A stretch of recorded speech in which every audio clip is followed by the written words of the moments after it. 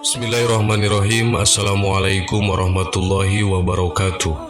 Sahabat yang beriman, banyak sekali hal-hal yang menyebabkan seseorang mendapatkan azab kubur. Sampai-sampai Al-Imam Ibnul Qayyim di dalam kitabnya Ar-Ruh menyatakan, secara global mereka diazab karena kejahilan mereka tentang Allah, tidak melaksanakan perintahnya, dan karena perbuatan mereka melanggar larangannya. Maka Allah tidak akan mengazab ruh yang mengenalnya, mencintainya, melaksanakan perintahnya, dan meninggalkan larangannya.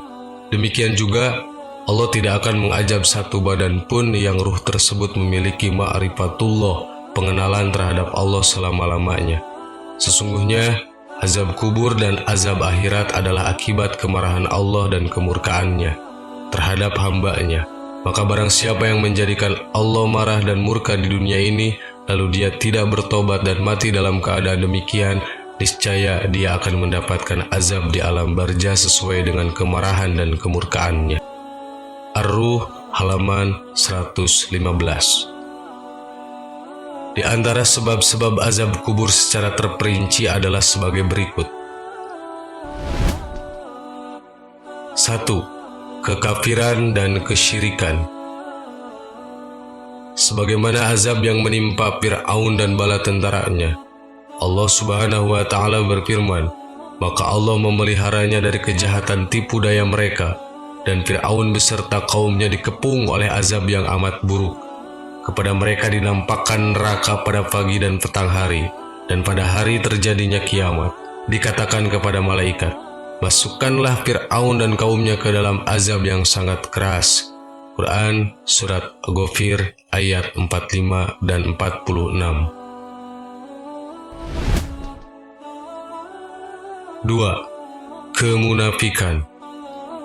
Allah Subhanahu wa Ta'ala berfirman, di antara orang-orang Arab Baduy yang di sekelilingmu itu ada orang-orang munafik, dan juga di antara penduduk Madinah. Mereka keterlaluan dalam kemunafikannya. Kamu, Muhammad, tidak mengetahui mereka, tetapi kamilah yang mengetahui mereka. Nanti mereka akan mati siksa 2 kali. Kemudian mereka akan dikembalikan kepada azab yang besar. Quran Surat At-Taubah ayat 101. 3.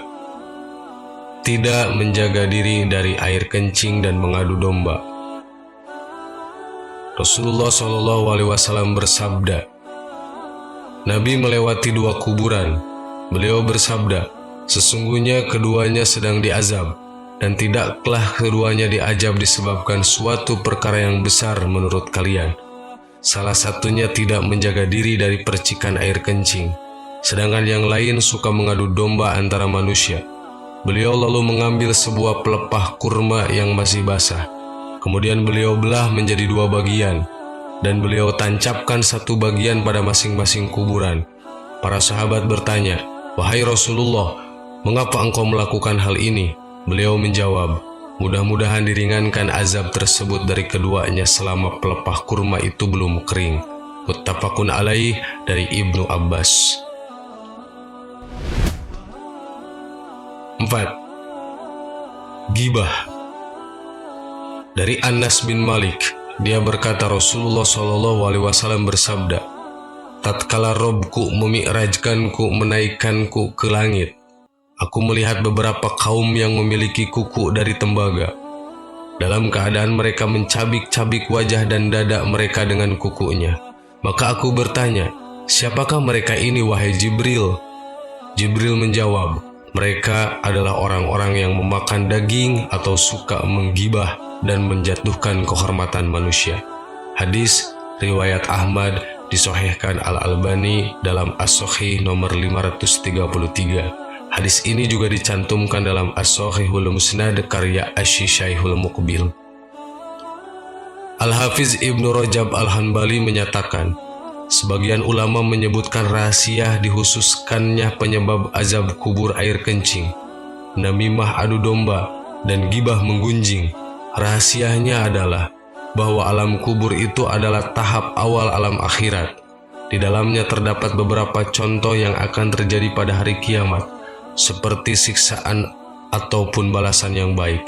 Sedangkan perbuatan maksiat yang akan disiksa karenanya ada dua macam, terkait dengan hak Allah dan terkait dengan hak hamba. Hak-hak Allah yang pertama kali akan diselesaikan pada hari kiamat adalah sholat, sedangkan yang terkait dengan hak-hak hamba adalah darah.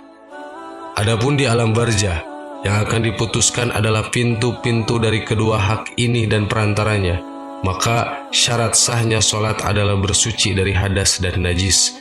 Sedangkan pintu tumpahnya darah adalah namimah, adu domba, dan menjatuhkan kehormatan orang lain.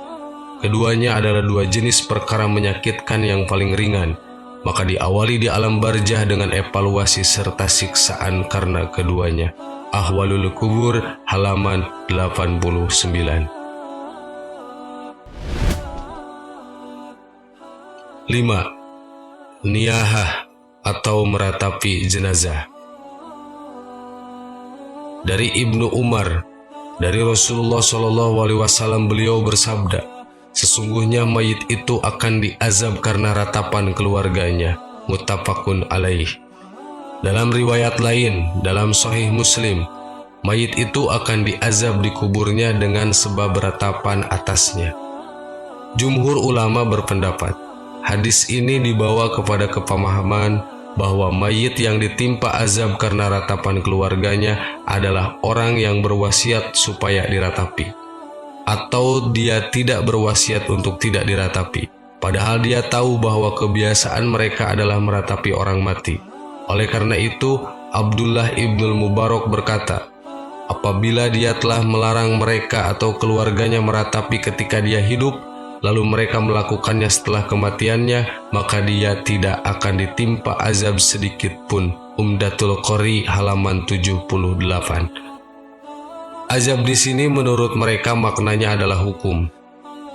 Selain sebab-sebab di atas, ada beberapa hal lain yang telah disebutkan dalam pembahasan macam-macam azab kubur.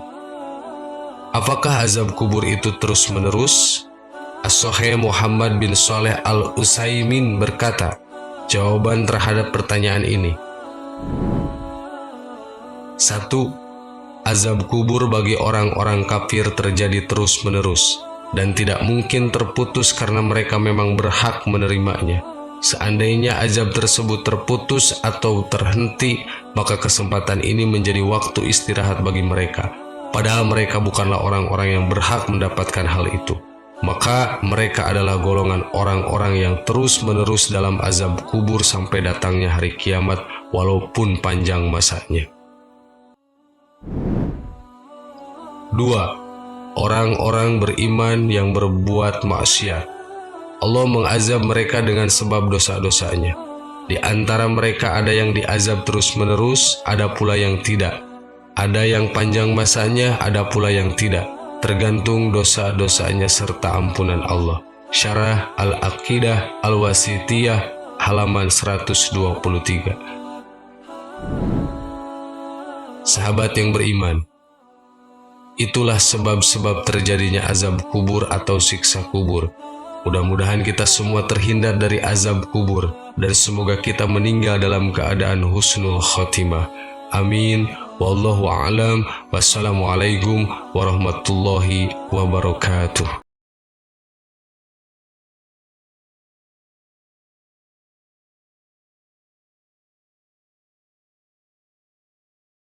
Subhanallah walhamdulillah wa la ilaha illallah wallahu akbar. Subhanallah.